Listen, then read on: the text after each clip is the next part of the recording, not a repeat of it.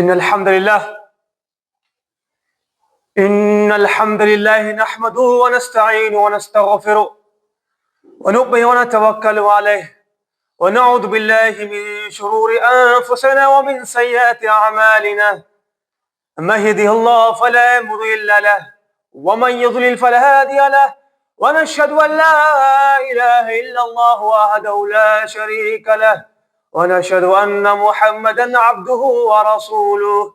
أما بعد، فإن خير الحديث كتاب الله، وخير الحديث حديث محمد مصطفى صلى الله عليه وسلم، وشر الأمور محدثتها، وكل محدثة بدعة، وكل بدعة ضلالة، وكل ضلالة في النار. أعوذ بالله من الشيطان الرجيم. بسم الله الرحمن الرحيم. قاف والقرآن المجيد بل عجب أن جاءهم منذر منهم فقال الكافرون هذا شيء عجيب أئذا متنا وكنا ترابا ذلك رجل بعيد قد علمنا ما تنقص الأرض منه وعندنا كتاب حفيظ بل كذبوا بالحق لما جاءهم فهم في أمر مريج أفلم ينظروا إلى السماء فوقهم كيف بنيناها وزيناها وما لها من فروج والأرض مددناها وألقينا فيها رواسي وأنبتنا فيها من كل زوج بهيج تبصرة وذكرى لكل عبد منيب. قال الله عز وجل في القرآن الحكيم بعد أن نقول أعوذ بالله من الشيطان الرجيم. بسم الله الرحمن الرحيم.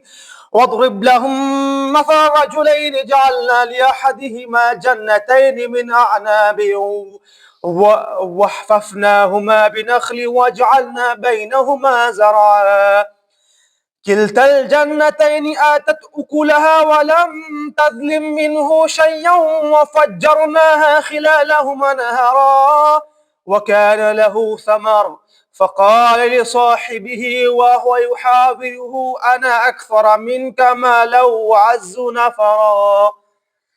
رب اشرح لي صدري ويسر لي أمري واحلل عقدة من لساني يفقهوا قولي. اللهم ثبتني عند الموت بلا إله إلا الله، اللهم اجعلنا من الذين آمنوا وعملوا الصالحات وتواصوا بالحق وتواصوا بالصبر، آمین یا رب العالمین. حضرت کی تعریف، حمد و ثنا، کبریائی بڑائی اس رب العالمین کے لیے ہے جو ہم سب کا رب ہے.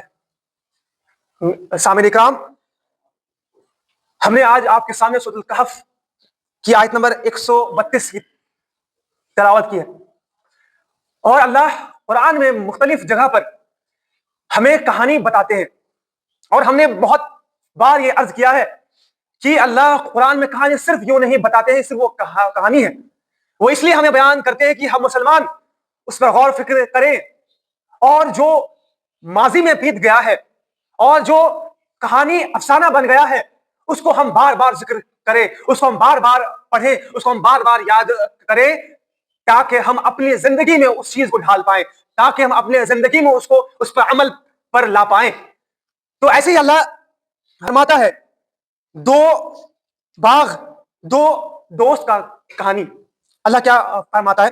اور انہیں ان دو شخص کی مثال بھی سنا دیجئے جس میں سے ایک کو ہم نے دو باغ انگور کے دے رکھے تھے اور جنہیں کھجوروں کے درختوں سے ہم نے گھیر رکھا تھا اور دونوں کے درمیان کھیتی لگا رکھی تھی. یعنی اللہ کہہ رہے ہیں کہ آپ انہیں، اے نبی، آپ انہیں یہ کہانی سنا دی دوست کے جس میں سے ایک کو ہم نے کیا دیا تھا؟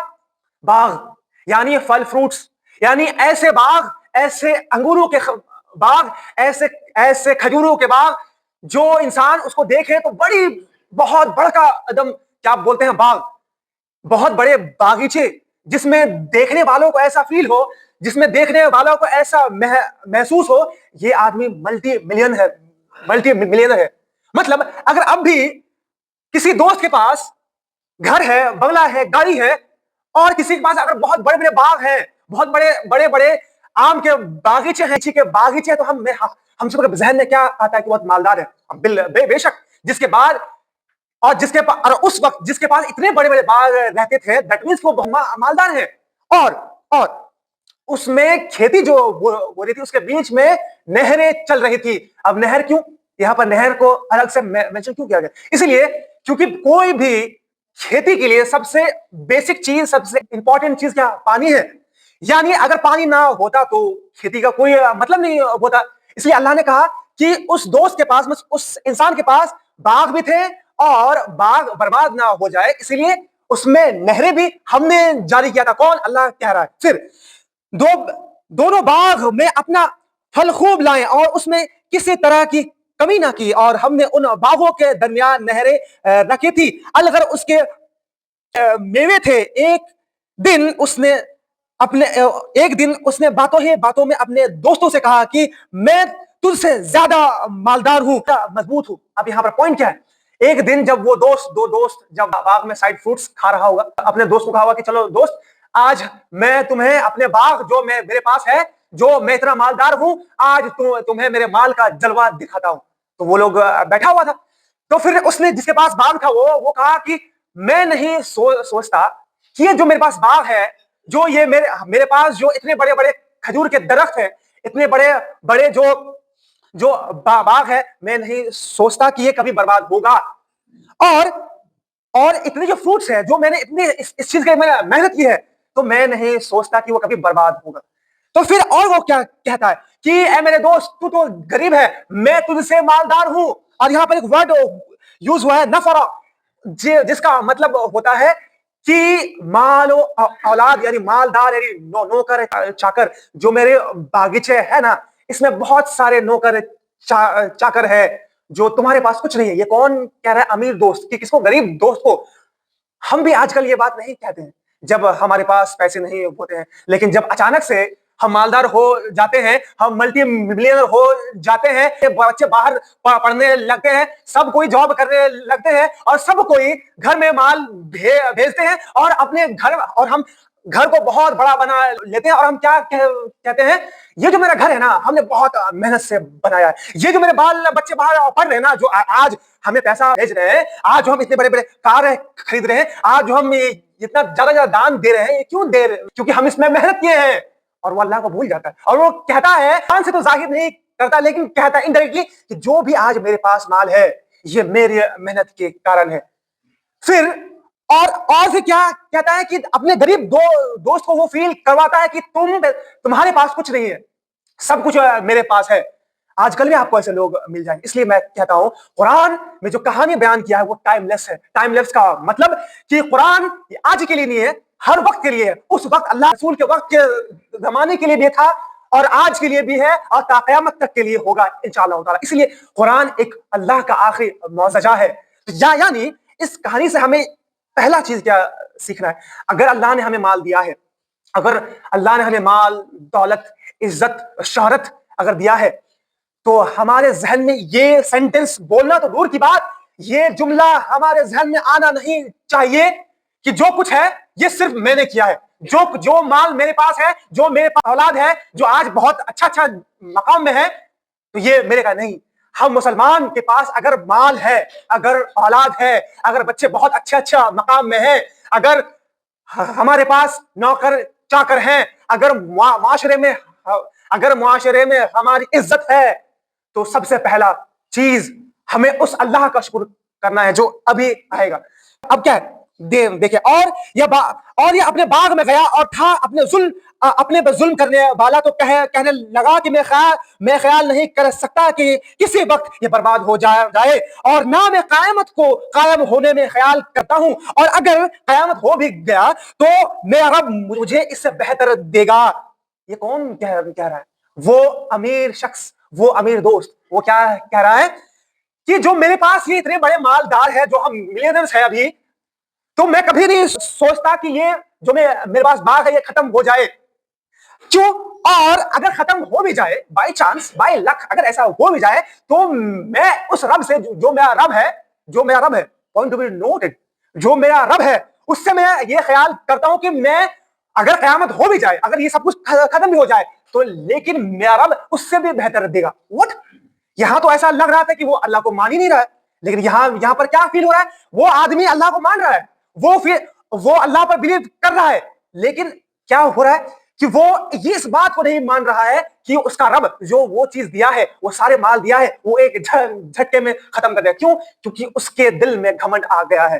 وہ کہیں نہ کہیں اتنا گھمنڈ آ گیا ہے کہ وہ اپنے رب کی نافرمانی کر رہا ہے, وہ سارے برا کام کر رہا ہے, وہ سب سے پہلا کہ گھمنڈ کر رہا ہے. اور اللہ کے رسول نے صاف فرمایا ہے, کسی انسان کے دل میں, کسی انسان کے قلب میں اگر ایک رائے کے دانے کے برابر, ایک ایٹم کے برابر بھی اگر گھمنڈ ہوگا تو وہ جنت نہیں جا پائے گا. سو جسٹ تھنک, یہ جو گھمنڈ ہے یہ کوئی چھوٹی موٹی بات نہیں ہے. سب سے بڑی, سب سے بری اور سب سے خطرناک برائی میں سے ایک برائی ہے گھمنڈ ہونا. تو پھر اب دیکھیں جو غریب ساتھی وہ کیا بولتا ہے, اس کے ساتھی نے اس سے باتیں کرتے ہوئے کہا کہ کیا تو اس معبود سے کفر کرتا ہے جس نے تجھے مٹی سے پیدا کیا, پھر نطفے سے پھر تجھے پورا آدمی بنا دیا. لیکن میں تو عقیدہ رکھتا ہوں کہ وہ میرا رب پروردگار ہے, میں اپنے رب کے ساتھ کسی کو شریک نہیں کرتا. یہ کون کہہ رہا ہے؟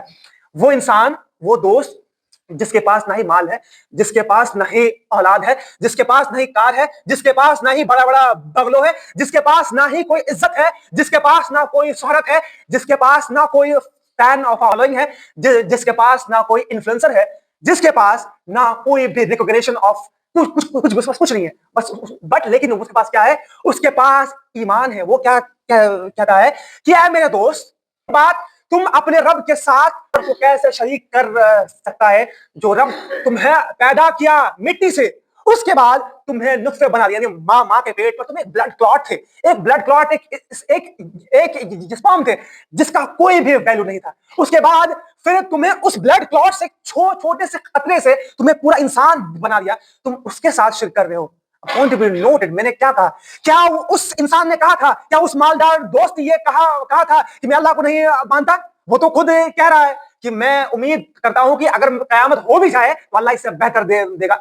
یہ بات کفر اس لیے ہوا کیونکہ اگر ہم 5 وقت نماز بھی پڑھے, اگر ہم سو کال میرا نام محمد ہو یا پھر اشرف ہو, کچھ بھی ہو,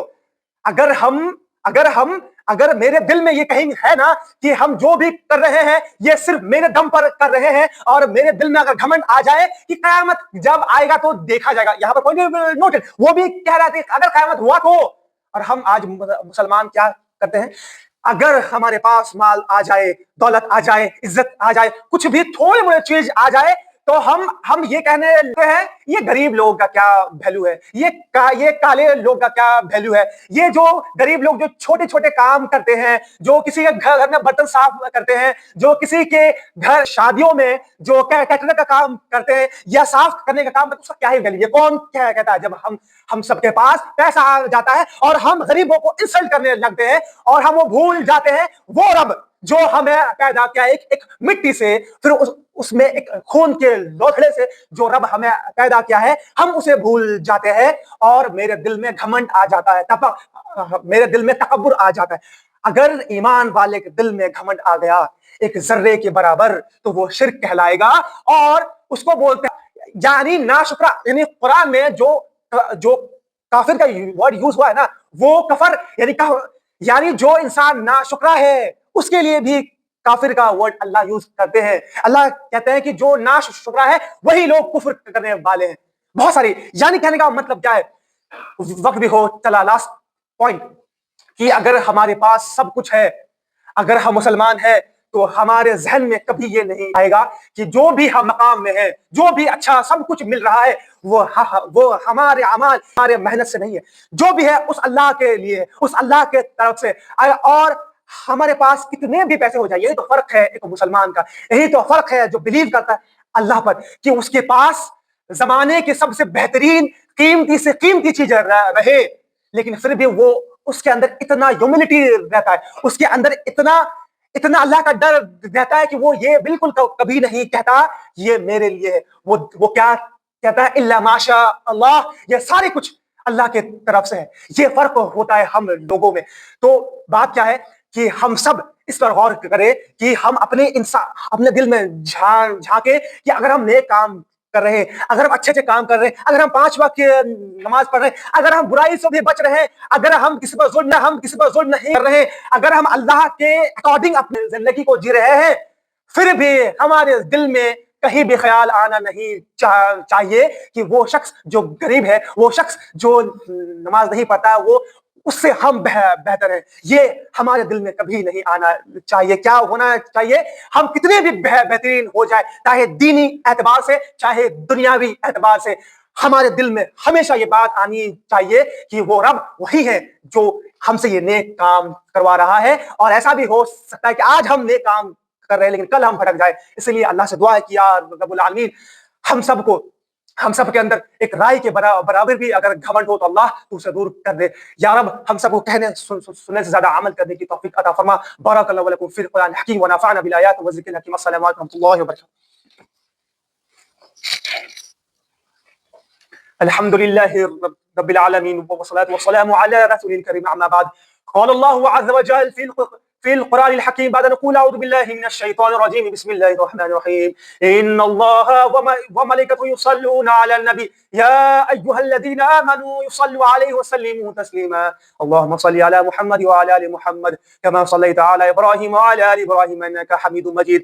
اللهم بارك على محمد وعلى آل محمد كما باركت على إبراهيم وعلى آل إبراهيم إنك حميد مجيد. عباد الله يرحمكم الله، اتقوا الله، إن الله يأمركم بالعدل والإحسان وإيتاء ذي القربى وينهى عن الفحشاء والمنكر والبغي يعظكم لعلكم تذكرون. أقيموا الصلاة.